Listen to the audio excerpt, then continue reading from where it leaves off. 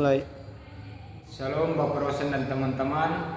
Perkenalkan, nama saya Krisostomus Martindalu dengan NIM 25320067 dari Prodi PJKR kelas W. Baik, pada kesempatan ini saya akan mempresentasikan konsep tanggung jawab belajar dalam rangka untuk meningkatkan kompetensi saya dalam proses merancang rencana pembelajaran atau RPP yang berbasis backward design atau understanding by design atau yang biasa disebut UBD. Sebelumnya saya mengucapkan terima kasih banyak kepada Bapak dosen karena sudah memberikan kepada kami untuk merancang RPP berbasis backward design lebih meningkat. Yang berikut saya akan langsung menjelaskan. Yang pertama, baik, masuk pada bagian A, yaitu konsep tanggung jawab belajar. Konsep tanggung jawab belajar adalah kesadaran batin siswa untuk melaksanakan tugas dan kewajiban pendidikannya dengan sungguh-sungguh. Ini mencakup motivasi internal dalam memahami materi, disiplin mengatur waktu, kemandirian, serta kesiapan mengganggu konsentrasi dari setiap tindakan selama proses pembelajaran. Berikut adalah indikator utama penerapan tanggung jawab belajar. Yang pertama, indikator utama. Di indikator utama ini dibagi menjadi 4 bagian. Yang pertama itu kesadaran diri.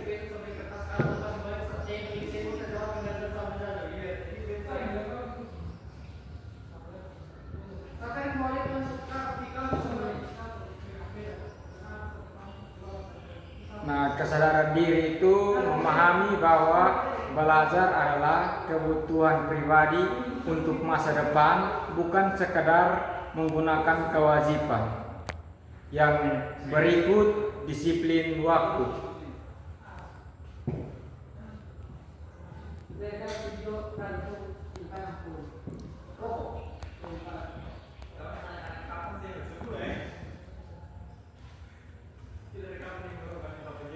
Disiplin waktu mampu mengatur jadwal belajar harian, hadir tepat waktu di kelas, dan mengumpulkan tugas sesuai tentang waktu yang ditentukan.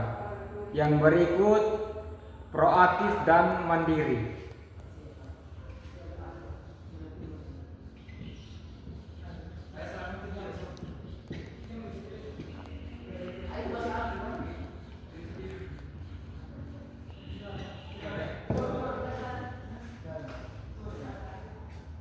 Proaktif dan mandiri itu berani bertanya jika tidak paham dan mengerjakan tugas tanpa harus diawasi atau disuruh terus-menerus oleh guru atau orang tua. Yang terakhir itu evaluasi hasil.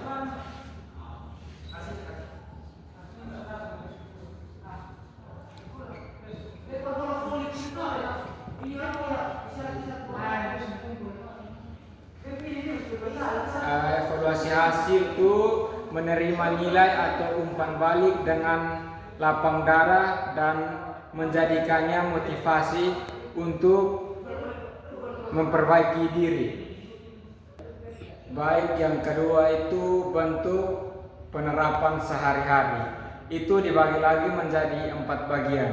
Yang pertama itu mempersiapkan buku dan peralatan sekolah sebelum sekolah dimulai. Yang kedua, mengerjakan pekerjaan rumah atau PR dengan jujur dan tuntas. Yang ketiga, aktif berpartisipasi dalam diskusi kelompok atau kegiatan tanya jawab. Yang terakhir, memusatkan perhatian dan menggunakan seluruh panca indera saat guru sedang menjelaskan.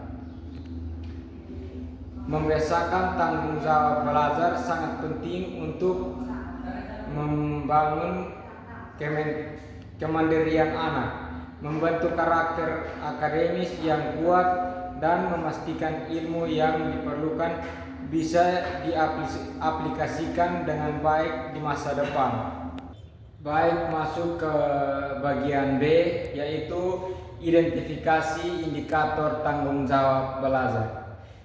Indikator tanggung jawab belajar adalah ukuran kesadaran peserta didik dalam melaksanakan kewajibannya menuntaskan tugas akademik tanpa paksaan serta siap menerima konsekuensi atas tindakannya.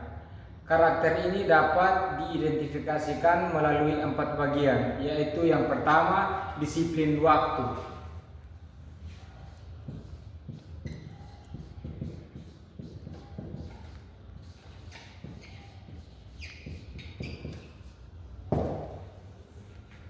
Disiplin waktu itu seperti hadir tepat pada waktu di kelas, memenuhi jadwal sekolah, dan mengumpulkan tugas sesuai date yang diberikan. Yang kedua, kemandirian mengerjakan tugas. Kemandirian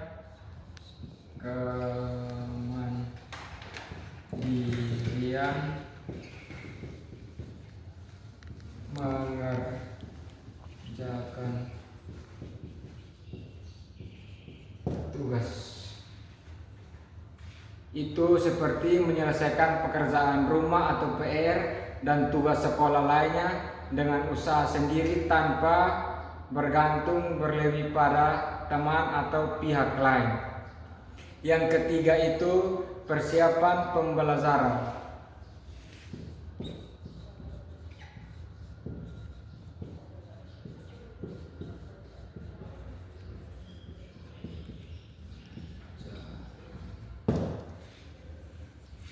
Persiapan pembelajaran itu seperti membawa perlengkapan belajar yang sesuai dan mempelajari materi terlebih dahulu sebelum guru menyampaikan di kelas. Yang keempat atau yang terakhir itu partisipasi aktif.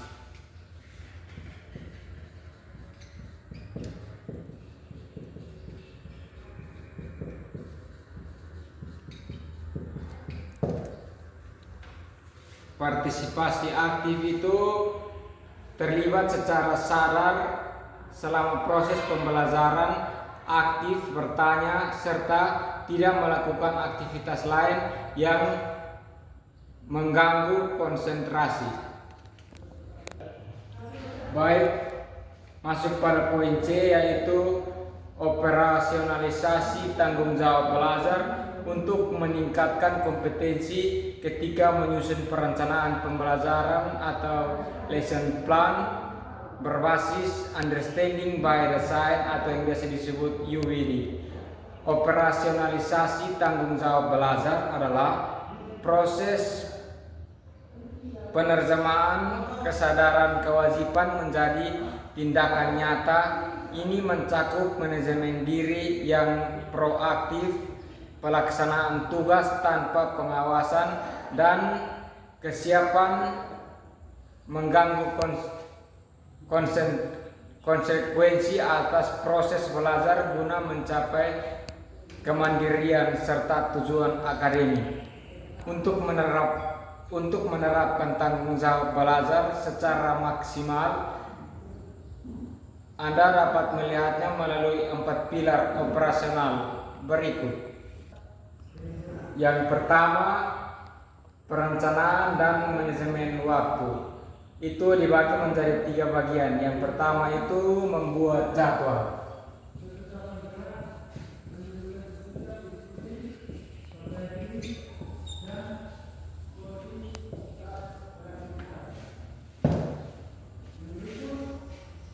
Itu menyusun agenda belajar harian atau meningkatkan yang terstruktur di luar jam sekolah. Yang kedua itu